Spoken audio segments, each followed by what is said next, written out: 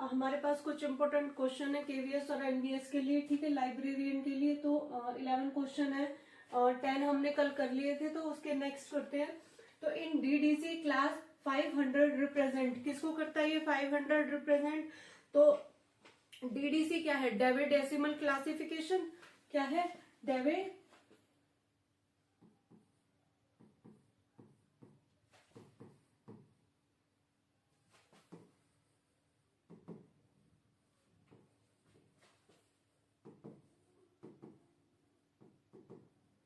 ठीक है। तो जो डीडीसी है, डीडीसी सिस्टम को नॉलेज में डिवाइड किया गया था। कितने क्लासेस में डिवाइड किया गया था? 10 मेन क्लासेस में डिवाइड किया गया था। कितनी? 10 मेन क्लासेस में।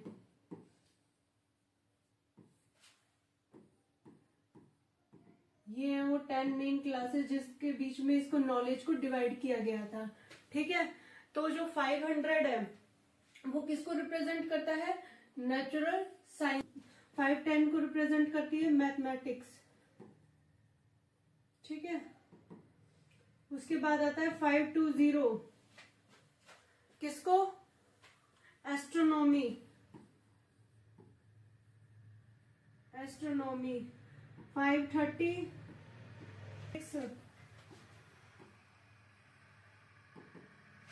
540 केमिस्ट्री, ठीक है। इसी तरीके से सारे हैं जो कि क्लासेस नंबर जो कि रिप्रेजेंट करते हैं, ठीक है।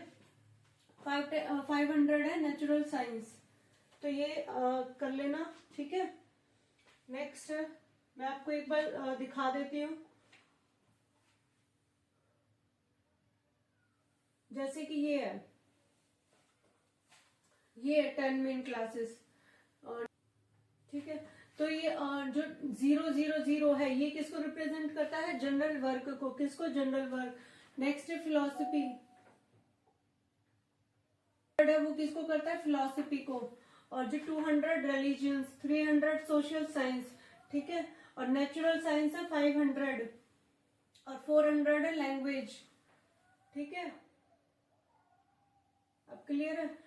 500 साइंस, तो 510 कितना हो गया? मैथमेटिक्स। 520 एस्ट्रोनॉमी। फिर उसके बाद आता है कि 600 technology, 600 technology. 700 the arts, 800 literature, ठीक है। 900 हिस्ट्री। तो जो 20, ठीक है, 020 क्या है? Library and information science. ये पूछा जाता है एग्जाम में, काफी बार पूछा जाता है। और क्या पूछा जाता है? लॉ, इकोनॉमिक्स, पॉलिटिकल साइंस, ये किस में आता है? सोशल साइंस में आते हैं, ठीक है। और ये आर्ट्स का पूछा जाता है, ठीक है। ये एशिया 950, ये बायोग्राफी 920 हिस्ट्री के अंदर आता है। तो ये पूछे जाते हैं। लिटरेचर का पूछा जाता है काफी, 800 काफी बार पूछा गया है, ठीक है। नेक्स्ट क्वेश्चन है, ऑथर को सर्च कर सकते हैं, टाइटल को सर्च कर सकते हैं, सब्जेक्ट और author, title, subject number, keyword, ठीक है। इनको क्या कर सकते हैं? ऑथर यूजर सर्च कर सकते हैं लाइब्रेरी के अंदर। तो इनका यूज कहाँ होता है? मेनली मॉडर्न लाइब्रेरीज में होता है, ठीक है। ओपेक का यूज मॉडर्न लाइब्रेरीज में होता है। तो ओपेक की डेफिनेशन क्या है?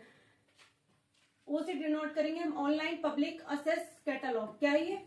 ऑनलाइन सर्च करते हैं ना इसको, तो ये क्या हो गई? ऑनलाइन पब्लिक असेस कैटलॉग है। टाइटल, कॉलम क्लासिफिकेशन, ठीक है।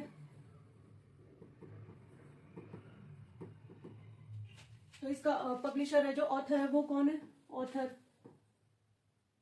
SR रंगनाथन, ठीक है। तो जो कॉल नंबर हो जाएगा वो कॉल नंबर क्या होता है? 025, ये क्या हो जाएगा? कॉल नंबर, ठीक है। ये भी सर्च कर सकते हैं। और फिर यहाँ पे आता है एक स्टेटस, जो कि लिखा हुआ कि अवेलेबल है या नहीं है, ठीक है।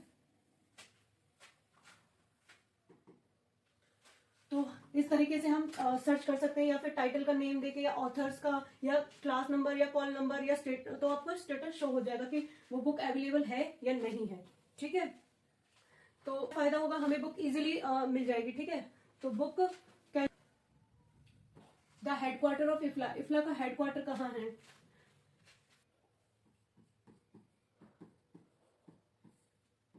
तो इफ्ला क्या है?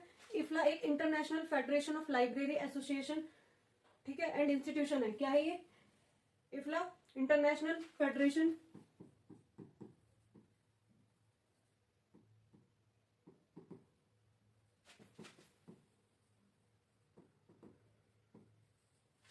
International federation of library association and institutions. ठीक है, तो ये क्या है? इफ्ला, इफ्ला एक ग्लोबल ऑर्गेनाइजेशन है जो कि किसको रिप्रेजेंट करती है? लाइब्रेरियन, लाइब्रेरियन को। ठीक है, तो ये क्या है कि एक लाइब्रेरियन या लाइब्रेरीज के लिए क्या हो जाएगी? एक इंटरनेशनल ऑर्गेनाइजेशन। क्या है ये? इंटरनेशनल ऑर्गेनाइजेशन है ये, लाइब्रेरियन के लिए या लाइब्रेरीज के लिए। ठीक है, तो ये इसका फंक्शन ये क्या करता है? ठीक है, ये कब आया था? इसका हेडक्वार्टर कहाँ है? तो इसका हेडक्वार्टर है हैग में, हैग में। ठीक है, ये कहाँ है? नीदरलैंड। तो पूछा जाता है, इफ्ला तो बहुत मोस्ट इंपोर्टेंट है कि ये पूछा जाता है। ठीक है, कि इफ्ला कहाँ पर है? हैग में, नीदरलैंड में। और ये इसका फुल फॉर्म पूछी जाती है। इसका वर्क क्या है? ये लाइब्रेरियन के लिए रिप्रेजेंट करता है, इंटरनेशनल ऑर्गेनाइजेशन। ठीक है, और प्रमोट करता है। ये प्रमोट क्या करता है? Library corporation, international library corporation को ये क्या करता है?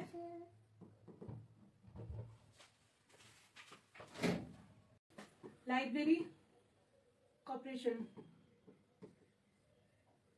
ठीक है, किसको प्रमोट करती है? International library corporation. और डेवलप करती है लाइब्रेरी स्टैंडर्ड्स को। ठीक है, डेवलप लाइब्रेरी स्टैंडर्ड। ठीक है, ये ऑर्गेनाइज करती है किसको? WLC को। Organise the World Library and Information Congress, the World Library and Information Congress. ठीक है, WLIC। ठीक है, तो इसका हेडक्वार्टर कहाँ, क्या पूछा था? द हैग में। ठीक है, तो नेक्स्ट क्वेश्चन है, नेक्स्ट क्वेश्चन है हमारे पास, Raja Ram Mohan Roy library foundation was established in. तो RRLF, RRLF क्या है ये? RRRLF Raja Ram Mohan Roy library foundation. तो ये कब स्टेब्लिश हुई थी? ये हुई थी 1972 में। कब? 1972 में। ठीक है, किसके द्वारा हुई थी? मिनिस्ट्री ऑफ कल्चर या गवर्नमेंट ऑफ इंडिया। ठीक है, ठीक है, मोस्ट इंपोर्टेंट है कि पूछा जाता है एग्जाम में। RRRLF से काफी क्वेश्चन बनते हैं। इसको कौन प्रमोट करता है?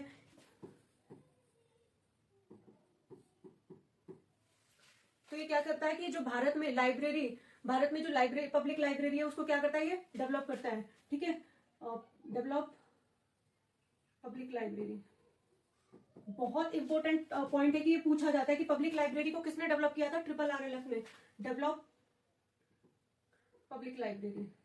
ठीक है, इंडिया में, इन इंडिया। उसके बाद जो क्या करता है? प्रोवाइड करता है फाइनेंशियल असिस्टेंस। किसके लिए? लाइब्रेरीज के लिए। Provide financial assistant, provide financial assistance to libraries.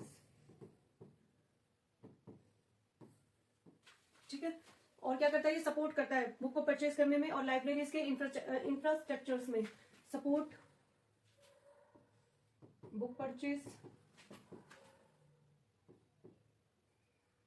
And library infrastructure, library infrastructure. ठीक है, यहाँ तक क्लियर है? ये डेवलप करता है पब्लिक लाइब्रेरी को इंडिया में और प्रोवाइड करता है फाइनेंशियल असिस्टेंस लाइब्रेरीज के लिए एंड सपोर्ट करता है बुक परचेज एंड लाइब्रेरी। तो नेक्स्ट क्वेश्चन है हमारे पास ग्रीनस्टोन। ग्रीनस्टोन क्या है? ग्रीनस्टोन एक ओपन सोर्स सॉफ्टवेयर है जो कि यूज किया जाता है लाइब्रेरीज को मैनेज करने के लिए या बिल्ड करने के लिए। ठीक है, क्या है ये? एक ओपन सोर्स सॉफ्टवेयर है। तो ये digital library software system where, क्या ये? Digital library system software. ठीक है, क्या ये? डिजिटल लाइब्रेरी सिस्टम सॉफ्टवेयर जो कि हेल्प करता है क्या? डिस्ट्रीब्यूट डिजिटल कलेक्शन, किसमें? लाइब्रेरीज में या इंस्टीट्यूशंस में।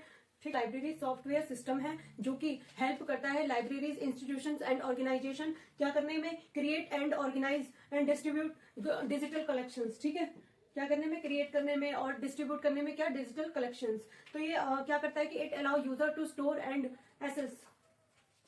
क्या एसेस करते हैं यूजर्स? बुक को। ठीक है, एसेस कर सकते हैं रिसर्च पेपर। क्या कर सकते हैं यूजर्स?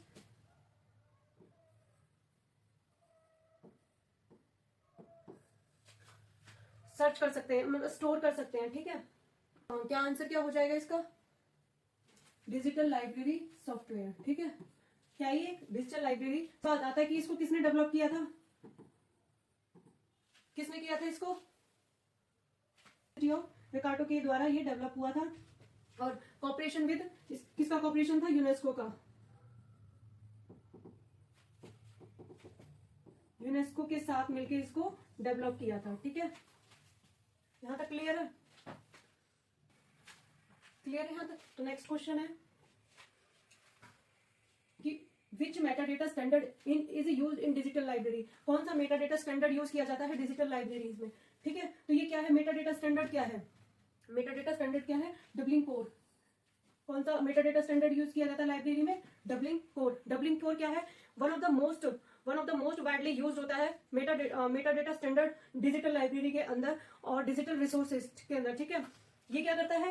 क्या करता है? सिंपल और स्टैंडर्डाइज्ड वे प्रोवाइड कराता है क्या करने के लिए? Describe digital information. ठीक है, जैसे कि डिजिटल इंफॉर्मेशन कौन सी प्रोवाइड कराता है? Like document, images, video, website वगैरह, ये कराता है। ठीक है, डबलिंग कोड कराता है ये लाइब्रेरी। तो डबलिंग कोड एक ऐसा इंपॉर्टेंट मेटाडेटा स्टैंडर्ड है जो कि डिजिटल लाइब्रेरीज में डिजिटल संसाधनों के डिस्क्रिप्शन करने के लिए यूज किया जाता है। ठीक है, डिस्क्रिप्शन करने के लिए यूज किया जाता है। और इसका जो, तो ये कब आया था? 1995 में आया था। कब आया था ये? 1995 में। ठीक है, कहाँ है? कहाँ आया था? यूएसए के अंदर आया था ये 1994 में, 5 में। तो इसका जो प्रबंधन है वो किस लिए किया जाता है? डबलिंग कोर मेटाडेटा इनिशिएटिव द्वारा किया जाता है। किसके द्वारा किया जाता है इसका? डबलिंग कोर मेटाडेटा इनिशिएटिव द्वारा। ठीक है, इनिशिएटिव द्वारा। तो ये क्या, इसका जो है, इसकी क्या क्या विशेषताएं हैं डबलिंग कोर मेटाडेटा की? ये एक सरल और फ्लेक्सिबल है। क्या ये? एक सिंपल और फ्लेक्सिबल है। इट इज वेरी सिंपल और फ्लेक्सिबल। ठीक है, जिसको हम इजीली यूज कर सकते हैं। तो किसमें यूज कर सकते हैं? डिजिटल लाइब्रेरीज में।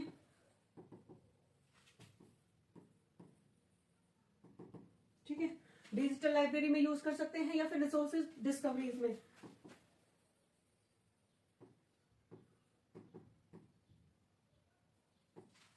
ठीक है, क्या डिजिटल लाइब्रेरी सॉफ्टवेयर जैसे कि डी स्पेस, ग्रीनस्टोन का भी यूज होता है? ठीक है, क्या मतलब डिजिटल लाइब्रेरी सॉफ्टवेयर कौन कौन से हो गए? D space. ठीक है, तो ये एग्जांपल है डिजिटल लाइब्रेरी सॉफ्टवेयर कौन से हो गए? D space. ठीक है, अभी हमने पीछे पढ़ा था ना, ग्रीनस्टोन भी तो एक डिजिटल लाइब्रेरी था। ठीक है, तो इन सब का यूज होता है इसके अंदर, डबलिंग कोर के अंदर। ठीक है, तो ये भी इंपॉर्टेंट है। क्वेश्चन पूछा जाता है कि मेटाडेटा और डबलिंग कोर से पूछा जाता है क्वेश्चन। क्लियर है? नेक्स्ट क्वेश्चन है, the canon of prepotence is related to. Prepotence किससे रिलेटेड है? ये क्या है? ये कैनन ऑफ आइडिया प्लेन है ना, उसका ये क्या है? एक पार्ट है। ठीक है, उसका ये पार्ट है लाइब्रेरी क्लासिफिकेशन के अंदर, कैनन ऑफ प्रीपोटेंस। ठीक है, तो इसको किसने डेवलप किया था? ये एस.आर. रंगनाथन जी के द्वारा ही डेवलप हुआ था। किसके द्वारा डेवलप हुआ था ये? Doctor SR. रंगनाथन के द्वारा। तो वो किसके लिए फेमस थे? Doctor SR. रंगनाथन किसके लिए फेमस थे? मीना,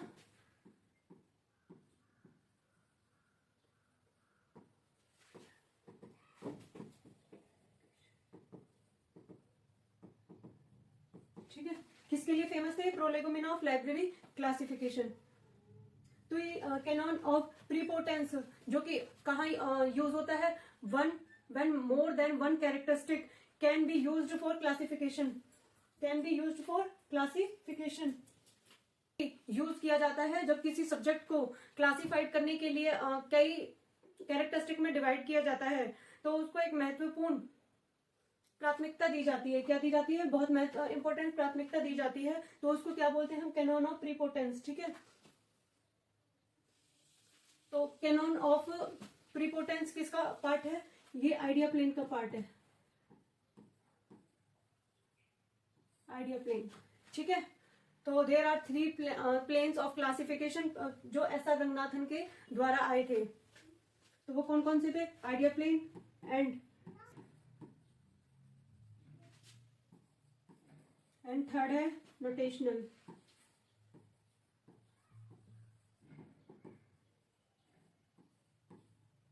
क्लियर? ये 3 ऐसे हैं जो आइडिया प्लेन है वो रिप्रेजेंट करता है सब्जेक्ट को एनालाइज करने के लिए। आइडिया प्लेन किसको करता है? Analysis of subject. ठीक है, और जो वर्बल प्लेन है वो किसको करता है? Naming of subject, expression, subject को एक्सप्रेस करना वर्ड्स में। ठीक है, तो एक्सप्रेस इन वर्ड्स। ठीक है, नोटेशनल प्लेन क्या है? रिप्रेजेंट करता है सिंबल्स या नंबर, रिप्रेजेंट सिंबल या नंबर। क्लियर है यहां तक? ये तीनों बहुत इंपॉर्टेंट है, पूछे जाते हैं। आइडिया प्लेन सब्जेक्ट को एनालाइज करने के लिए, वर्बल है एक्सप्रेस करने के लिए सब्जेक्ट को इन वर्ड्स में, एंड नोटेशनल प्लान है कि सिंबल या नंबर में इसको हम रिप्रेजेंट करते हैं। क्लियर? तो ये किससे रिलेटेड है? कैनॉन ऑफ, तो ये किससे रिलेटेड है? कैनॉन ऑफ प्रीपोटेंस क्लासिफिकेशन से। किससे? क्लासिफिकेशन, प्रोलेगोमिना ऑफ लाइब्रेरी क्लासिफिकेशन से रिलेटेड है।